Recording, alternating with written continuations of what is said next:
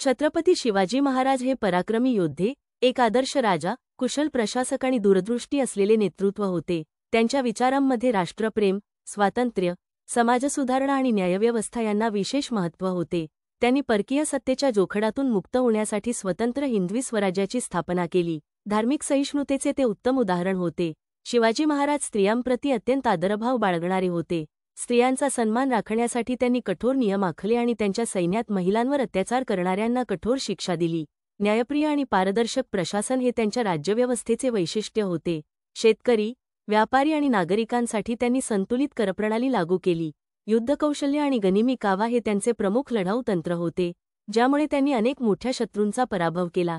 परिश्रम आणि कर्तव्यनिष्ठा यांना त्यांनी जीवनात सर्वोच्च स्थान दिले. ते स्वतः सैनिकांबरोबर राहून लढाया करीत असत. त्यांच्या विचारांमधून आपल्याला राष्ट्रप्रेम, कर्तव्यभावना, नीतिमत्ता आणि समाजसेवेची प्रेरणा मिळते.